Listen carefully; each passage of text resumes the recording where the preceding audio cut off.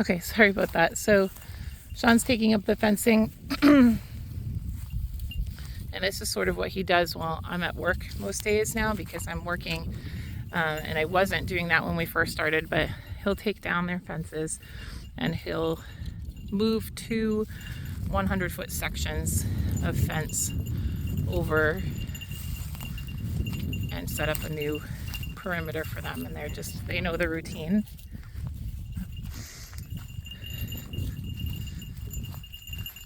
Sean, what are your thoughts on the netting electric fence versus the wires for them? Seems to have worked a lot better for us containing them. Yes, so our sheep came to us. Easier for us. Yeah, the sheep came and they were not hot wire trained, which is like a lot of them aren't, and that's okay. But if you were wanting to do rotational grazing, finding sheep that come from a herd that are hot wire trained is a big plus because you don't have to train them then. And some of them are easier to train than others. So we've had some sheep that are like problematic and they get out more often, and then they just sort of teach those bad habits to the other ones, right? Yeah. So he was hot wire trained, and we've had very few problems with Buster. He just knows. I think that the fences where he came from were probably hotter than ours too. They gave more of a bite, and so he never really tested our fences. He's been very, very good. I think once when the girls were in season and he could smell them, and he was sort of asserting his masculinity, so to speak. I think that we may have even left the fence off that day. I'm not sure, but he went out. But for the most part, he really doesn't test them. And the netting fence has worked out a lot better for us. And, you know, it's okay. It's okay for one person to move. It is definitely possible to use polywire, but you're going to have to go through kind of an intensive training period, and it would be a lot more beneficial if your wire is hot, like really hot, if you have it connected to an electric fence charger or an exterior wire that is not just solar powered, because the solar powered ones, as great as they are for moving, if they're not hot enough, you're gonna have sheep getting out. So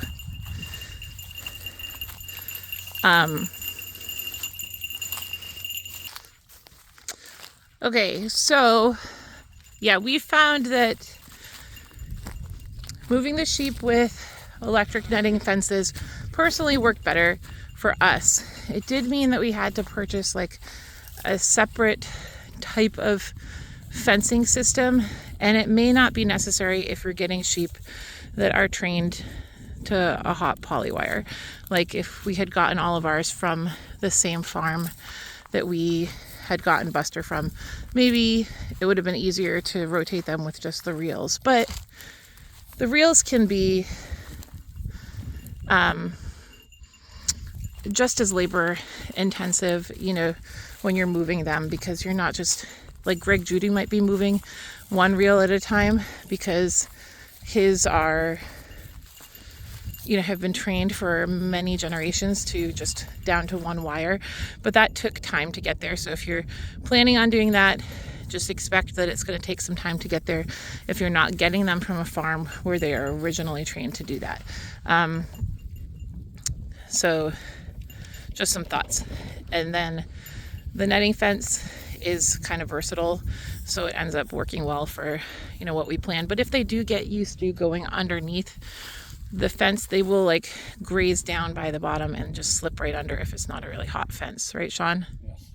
Or like when you have babies, your babies are jumping all over the place all the time. Like that's the way they are. And so they end up, you know, bouncing into the fence sometimes, and they'll knock a pole over. And it also depends on where you are geographically. So like we're in southeastern Missouri, we're in southern Missouri, and so where we happen to be, the ground is extremely rocky. So you may not be able to tell like when we're putting the fence posts in, but when you're going through drought years or the ground is frozen, it can be very difficult to put a post in. And so like a step-in post, that just can be kind of a pain. And so depending on where you are, that's something to consider. I always love watching them move. So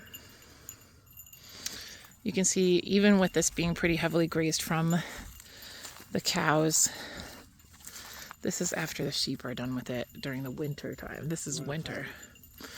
So, You got that? yep. You're having some hay. So this is like where they were, and it's also very heavily fertilized. This is actually probably grazed down more than we would ideally like it to be. It's been an extremely, it's been the Christmas season. It's been an extremely, extremely busy week. And to be honest, we didn't worry about it as much because they were getting hay, and we were trying to eradicate some stuff from this area and get it really grazed out of here. And so it's not ideally where we'd like to see it in the future, but it's very, very heavily fertilized, and they've gotten rid of everything in here, right? Hey, we need to go.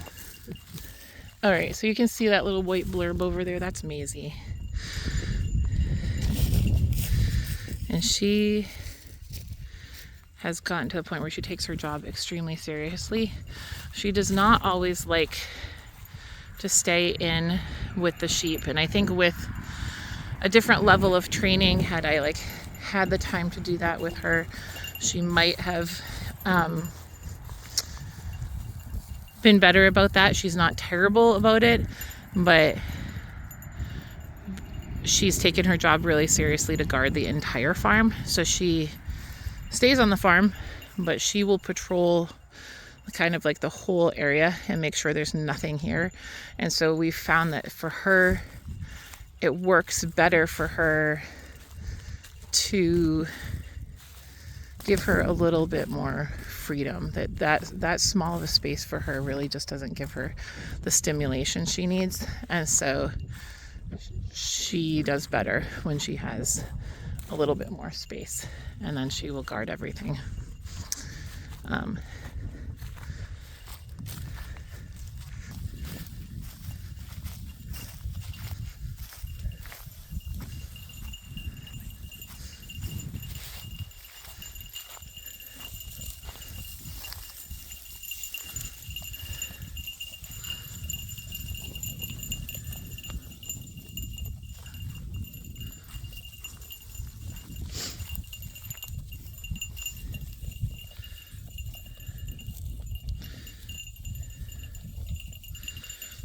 Okay, Sean, what do you feel like we've learned this year about raising sheep?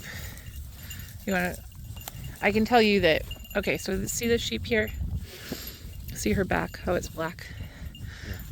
Okay, so this was definitely something that we had not realized that we would be dealing with. And that is, she's the one that had the issue where she got fly strike.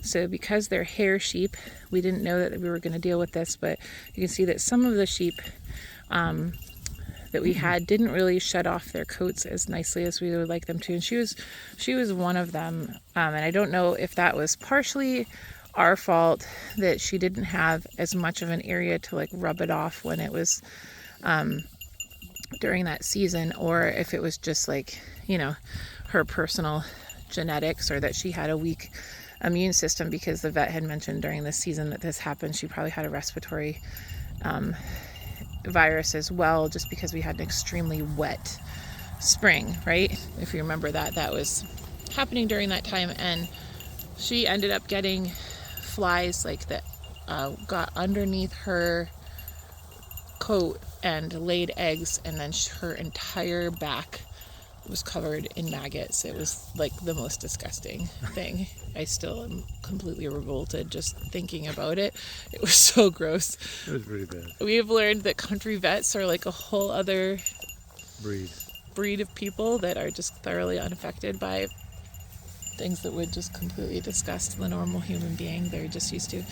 And so she lost like all that skin from the top of her back where they had like eaten it away. And so we thought for sure, like, you know, she would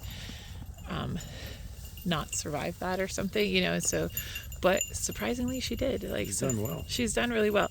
So aside from that area of her coat that you can see is like less than ideal, and that's more like I think there's still like it's just some dead skin pieces and stuff that like never quite came out because it was after her coat grew back in. So I'm hoping that in the upcoming season she'll shed off a lot better, but she seems completely unaffected by it. She's raised a beautiful baby, and she's done really well and held her condition, and she's nice and healthy, and she's so our only sheep losses this year from our original flock were the first day that we got one of our sheep died. We realized that we were battling barber pole worm, and that she just had like a lower immune system, and then they moved in a very, very hot summer, and so that was like over a year ago, right? And so and then since then, out of all of our other ones, we didn't lose any more until we went through our first lambing season, and we lost one of the moms. She had seizures, and we're still not 100% sure like what that was from. We believe that she also had a respiratory infection, and then that combined with her lambing, and she gave birth to twins for her first pregnancy. It was just like almost too much for her to handle, and so we lost that mom, and we lost one of her babies that was a bottle baby, and just she had like a number of different problems with her, and she was sort of like our learning baby, because we learned a lot, you know, through that experience. And then other than that, all the other babies have done great. They are all doing very well. So like these ones that you see, these are all the females that we've kept from the original, you know, mother's babies, and they're doing wonderful, are almost as big as their moms at this point, and all seem to be doing well. Same with the boys. And so we definitely Lost her tag. Oh, she did. So she must have got it caught in a fence or something. I wonder if that's what happened. Ouch. So yeah, those type of things happen, and like you just you're gonna learn a lot through that first year or two of farming. And I think every year there we're definitely learning a lot of different things. In our first couple of years, you know, we did a lot of different types of livestock, and I know a lot of people say don't do that, don't start with everything all at once, start with just like a little bit and do really well with that. And there is wisdom in that for sure. We are glad that we went through the experiences that we did, in the sense that it's taught us a lot. It's just you can't help learning through those experiences. But we feel like they're doing well overall, and that we've gotten kind of into a groove with them, and we've sort of learned what we want to do as far as our fields in the future. Look at her. It's Morse. She's got this enormous thing of hay hanging out of her mouth. You got enough there? Got enough there, girl? So anyhow, that was unexpected. I love the babies. I love, you know, that they're not terribly hard to keep to take care of, but there is a learning curve, and people definitely raise them differently. So some people, you know, if we had a handling facility for them, that would make things like a million times easier. You know, so not having a handling facility either for the sheep or the cows are things that we're not always talked about, like when we're learning about it, is the importance of having a way to handle them if they get sick, if you need to castrate animals, if you need to give medicine, when you're dealing with separating animals like rams and lambs, or a handling facility is a huge thing. So that's something that if we are to continue to do sheep, that down the road we would like to consider investing in one. Our goal for these sheep was to get to the point where we got about 40 breeding ewes, and then we were to sell off either our older sheep and kept the best ones back to replace them every year, or that we were to sell off from the offspring every year, and that the sheep were here not only to provide food for our family and to fertilize our land, but to also help bring in an income that would help pay for things like our chicken food and some of our other livestock on the farm, like the needs for them. They also, the type of parasites that affect cows do not affect sheep, and the type of parasites that affect sheep do not affect cows. So grazing them in the same area does benefit, like breaking up the parasite life cycle. So when it passes through one animal and comes out the other side, they don't survive their particular. So the parasite that affects cows, when it passes through sheep, it sort of breaks that parasite cycle. And then also grazing them on at least a minimum of a 45-day grazing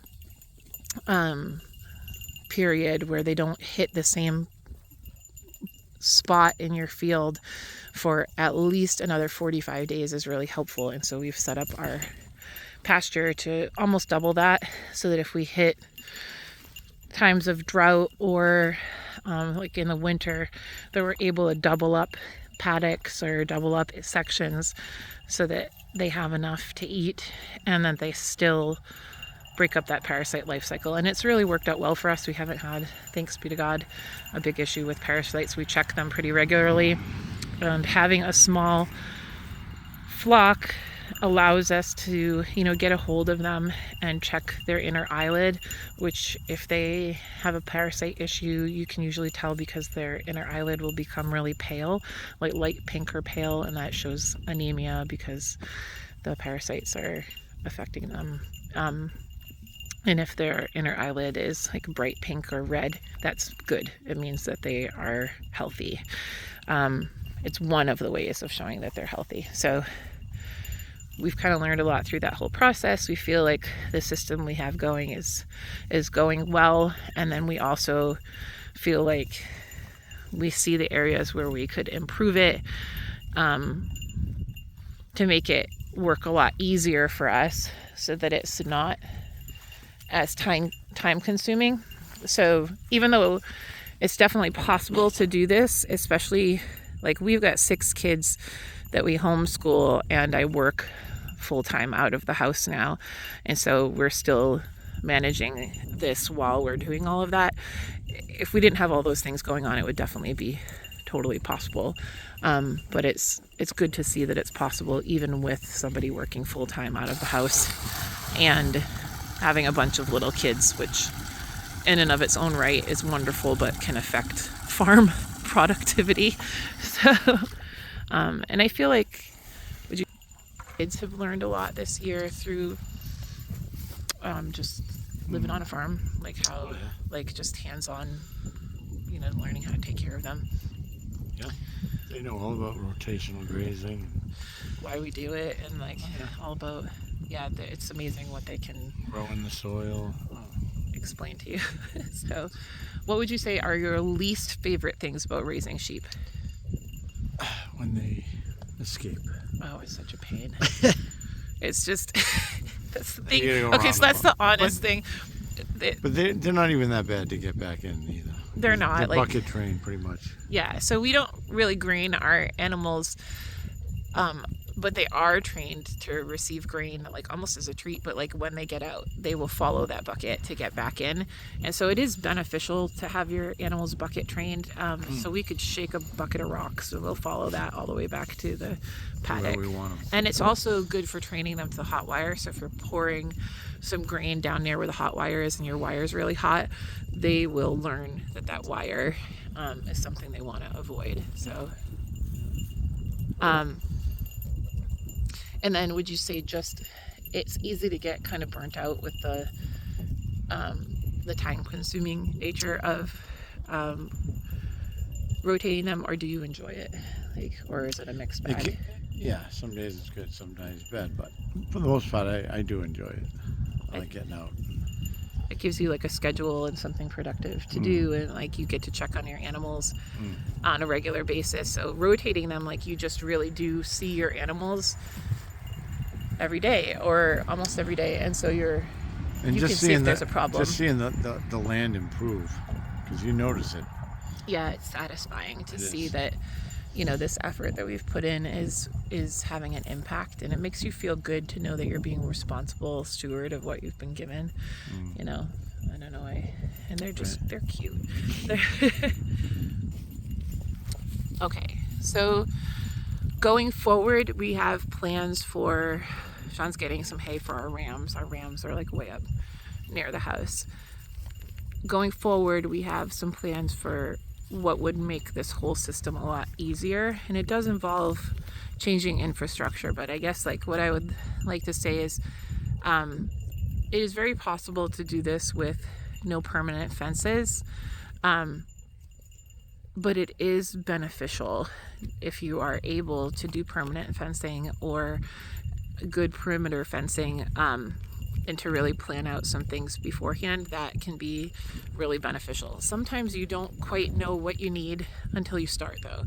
So there are times where we've really been grateful that we didn't put in what we were originally planning, because we realized as time went on that something else would work better for us. So we've learned a lot through the whole raising sheep process and raising cows. And I'm going to go help Sean bring hay to the rams, and then I will continue with some of the things that we've learned in our first 2 years of farming. Say Merry Christmas, girls.